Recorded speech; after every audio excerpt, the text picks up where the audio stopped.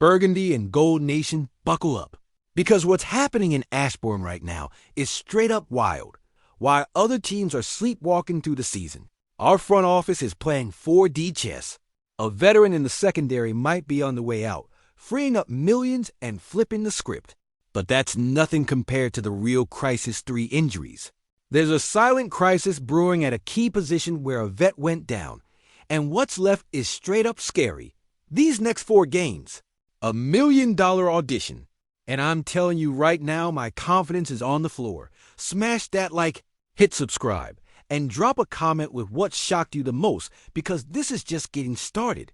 We finally have a GM who's thinking 3 steps ahead. Adam Peters isn't waiting for the offseason to figure out who fits and who doesn't. According to recent reports, when Harris got hurt, the secondary completely fell apart. The young safeties got exposed hard, and teams torched us through the air week after week. But here's the twist. Even after Harris came back, the defense hasn't really improved. Communication's still off, tackling angles are sloppy, and we're not getting the big-time plays when we need them most. Peters isn't being sentimental. He's not making calls based on what Harris did last year or how much folks like him. He's being brutally honest about what this team needs to compete in 2026 and beyond. And get this, Harris might not be the only defensive back on the block. Sources close to the team say Peters is evaluating the entire secondary, looking to consolidate resources and build a younger, faster, cheaper unit. We're talking full-on rebuild of one of the most critical parts of the defense. So the big question, is there even a market for Will Harris? He's 28, coming off a serious injury, and while he's a solid communicator and respected leader, his numbers this season haven't been anything special. Peters knows he's not getting a first-rounder for Harris. That's not the point. The point is clearing cap space, stacking draft picks, and giving himself flexibility to make bigger moves in free agency. While Jerry Jones in Dallas clings to overpaid vets, Peters is being smart, being strategic, exactly the kind of GM this franchise has needed for years. That's a win, not because Harris isn't valuable, but because that $4 million in cap space could be the difference between landing an elite edge rusher or coming up short. In this league, it's all about maximizing resources, and Peters gets that better than anyone. Will fans see it that way? Or will they take it as another sign that the team's given up? Honestly, it all depends on what Peters does with the freed-up resources. If he brings in real talent, fans will cheer. If he wastes it on mid-tier guys, the backlash will be brutal. News 2. The Jaden Daniels dilemma. If that caught you off guard, wait till you hear this. There's a way bigger question keeping folks up at night in Ashbourne. What's really going on with Jaden Daniels? After a historic rookie season offensive rookie of the year, over 3,500 passing yards, 25 touchdowns, just 9 picks. Instead, it's been a train wreck of injuries. 3 different injuries, knee, hamstring, elbow.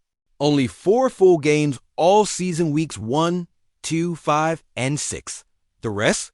And now, according to Nikki Javala from The Athletic, we're finally learning why these injuries keep happening. It's not bad luck. It's not that Daniels is fragile. The issue is his technique when avoiding contact. Coach Dan Quinn's been clear. There are 2 ways to protect yourself as a QB, sliding and diving.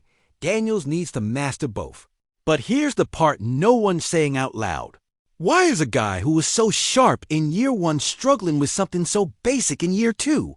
And that mindset, as noble as it is physically breaking him. Marcus Mariota, who's been through this exact thing early in his career with the Titans, has told Daniels the same thing over and over: take it one day at a time. Don't try to fix everything in one play. But is Daniels listening? The numbers say no. And here's the real concern. This isn't just about this season. This is about the future of the franchise. This is the guy they spent the number 2 overall pick on. He's supposed to be the cornerstone for the next decade. If he can't stay healthy, if he can't learn to protect himself, then nothing else Peters does will matter. And that's the most frustrating part. Daniels has all the talent in the world. When he's healthy, he's electric.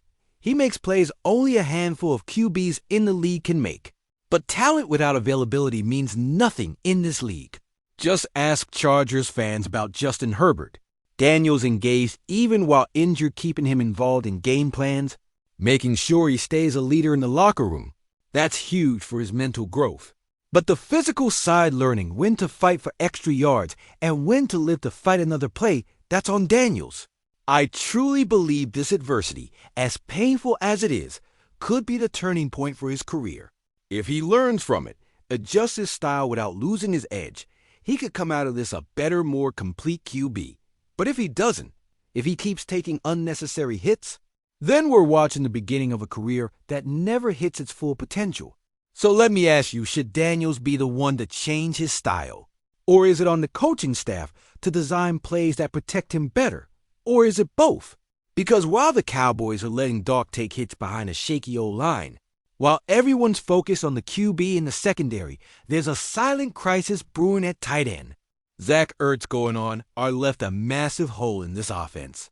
And I'm not just talking about production, though that matters. I'm talking about leadership, experience, and having that guy a QB can trust on third and long. Now we've got John Bates, Ben Sinnott, and Colson Yankoff trying to fill that gap. And look, I respect these guys. They've all worked hard to get here. But none of them, and I mean none, have shown anything close to what Ertz brings as a pass catcher. Mariota's trying to stay positive, says he believes in them, that Ertz has done a great job mentoring them, that they know what's expected. But let's be real, that sounds like a vet being diplomatic. The truth is way rougher. This whole situation exposes a major roster flaw. How does a team that was supposed to be a playoff contender not have a reliable plan B at such a critical position? The Eagles have Goddard and solid backups. The Cowboys have depth. And us? We're crossing our fingers hoping unproven guys suddenly step up.